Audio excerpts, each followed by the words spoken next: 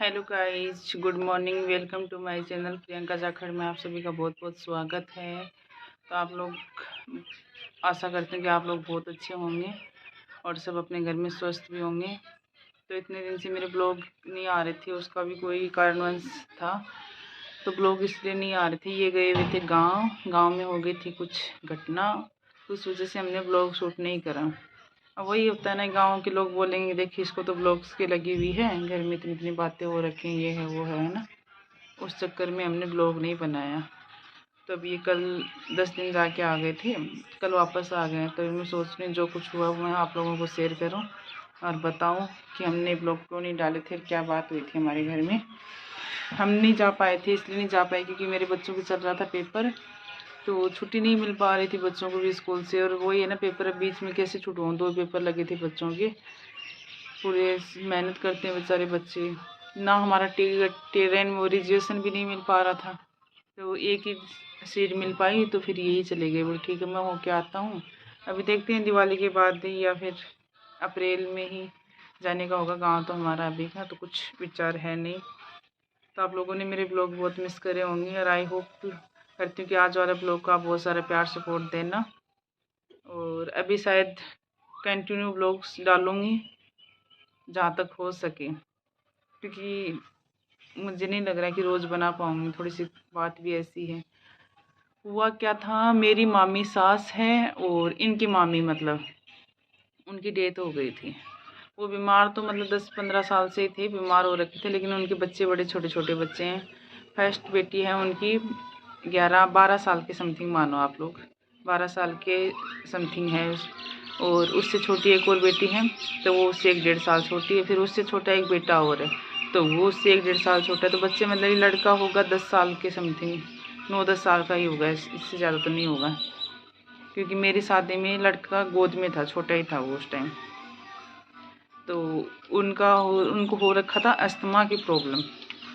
तो 2 साल से पहले भी, 2 साल की बात हो गई जब हम उनको ना, यहाँ से हम गए हुए थे गांव, तो उनको हमारे पास का ही एक हॉस्पिटल है नवलगढ़। नवलगढ़ तो सब लोग जानते ही होंगे, आप लोग जो भी मेरा देख रहा है। नवलगढ़ में उनको एडमिट करा रखा था। तो मेरी सास थी उनके पास उस टाइम। फिर मैं और ही एक गए थे दोनों मिलने, मेरे फौजी साहब भी गए थे और मैं, हम मिलने के लिए ही गए थे।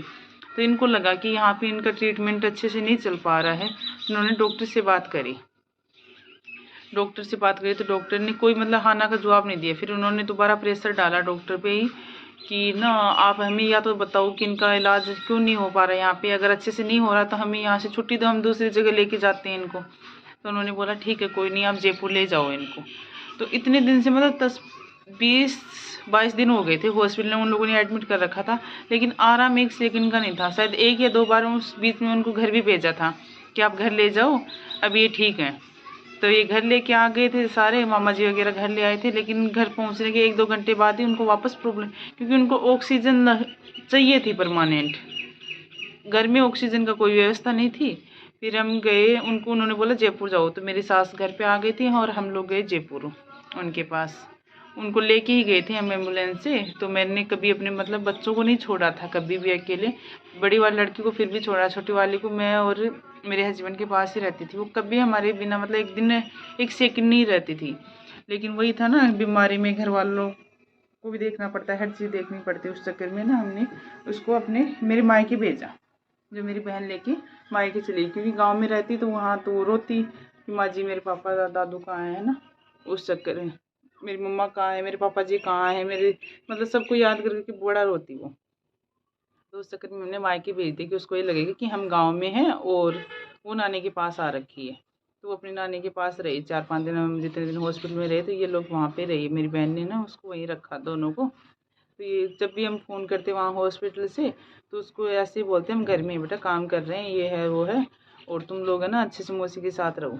फिर ये रोने लग जाती कि मुझे नहीं रहना तो पापा के साथ। अभी 10 दिन में मेरे साथ यही घटना घटी है। ये जब से गए ना, मतलब इसकी मैं क्लिप डाल लूँगी।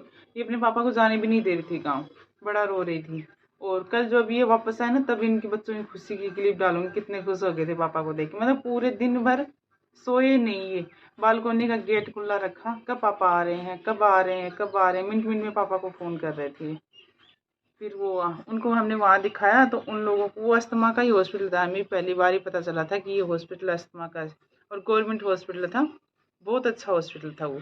अगर वही हॉस्पिटल आज से हमें 10 साल 15 साल पहले पता चल जाता तो शायद आज मामी यहाँ होती। जो मतलब दिन हम लोग देख रहे हैं ना, शायद वो नहीं हो पाते।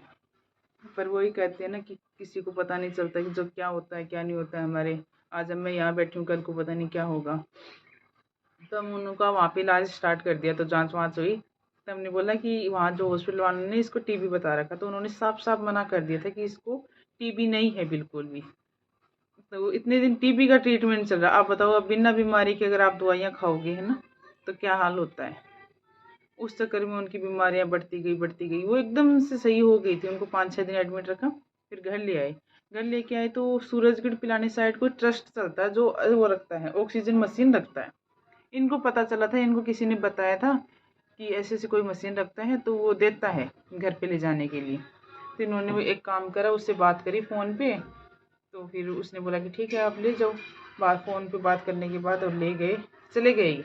दिन भर पूरा लगा था इनका, लाके ऑक्सीजन मशीन ही इन्होंने घर पे रख दी कि मामी अब तुम इसी से ऑक्सीजन लेना, कोई दिक्कत नहीं होगी। फिर हॉस्पिटल वालों से ना साइन वाइन करा के सिलेंडर की व्यवस्था करवाई कि भाई अगर लाइट नहीं हो तो वो ऑक्सीजन किससे ले, तो सिलेंडर घर में होना ज़रूरी है। तो उस टाइम हम लोगों ने पूरी मामी की व्यवस्था करवा दी थी ताकि मामी को कोई दिक्कत ना हो और अपने बच्चों में आराम से बैठे। हमने अपने हिसाब से तो बहुत करने की कोशिश करी थी और बेचारी थी भी बहुत अच्छी थी वो। वही 2 साल निकल गए उस बात को, कभी ठीक कभी बीमार, ऐसे करके आके अपना ऑक्सीजन लेके अपने बच्चों में काम निकाल रही थी। काम तो कुछ नहीं होता था, पर ये था कि अपने बच्चों के पास बैठ रही थी, अपने बच्चों को बोल बोल काम करवा लेती पर अपने बच्चों के पास बैठ रहती थी। तो भाई ये बात हुई थी। ज़िंदगी का कोई भरोसा नहीं, आराम से खाओ पियो मस्त रहो खुश रहो। हाँ ये ब्लॉग डालूँगी मैं, कुछ क्लिप डालूँगी। मेरे गाँव में कुछ लोगों को दिक्कत होगी उससे, जो देखते हैं, खासकर मेरे परिवार वालों को ही बड़ी दिक्कत होगी क्योंकि उनको मतलब कि मैं छोटा सा कुछ करती हूँ ना तो ऐसे आग लगाने वाला काम करते हैं वो लोग। तो भाई अभी मैं जो क्लिप डालूँगी वो देखना है, मतलब कि जो जिस दिन ये गए थे उस दिन मेरे बच्चों की क्या हालत हुई थी, और अभी कल वाली डालूँगी वो देखना। तो बाय बाय। जो भी मेरे चैनल पर नए हैं वो चैनल को सब्सक्राइब ज़रूर करें, और जो मेरे पुराने सपोर्टर हैं वो लाइक शेयर कमेंट करें और ऐसा ही अपना प्यार बनाए रखें। अभी कोशिश यही करूँगी कि डेली ब्लॉग्स डालूँ मैं। Bye bye. तो ये कहानी हुई थी जो मैंने आप लोगों को बता दी, इस वजह से हमारे ब्लॉग्स आने बंद हो गए थे।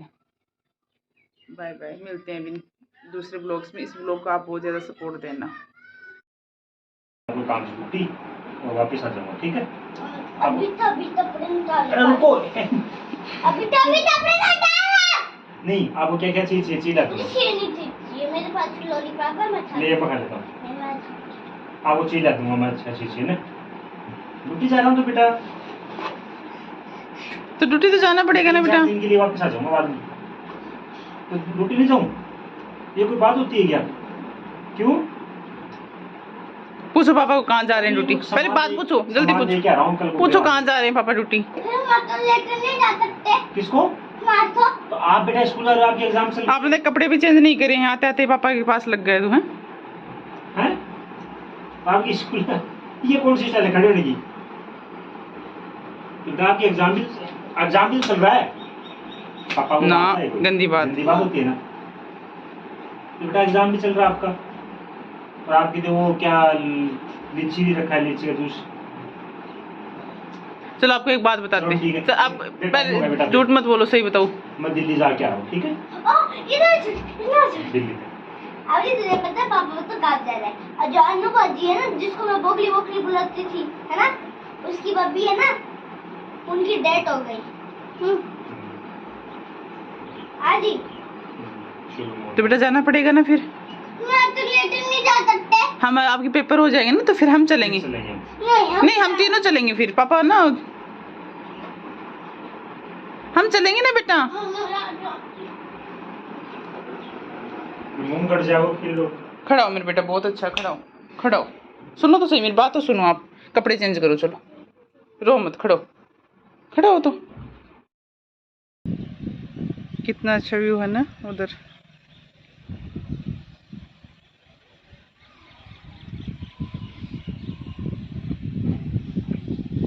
वो है दार्जिलिंग की पहाड़ियाँ, बड़ा अच्छा लग रहा है आज। मौसम हो भी अच्छा रखा है, ग्रीन ग्रीन सारा।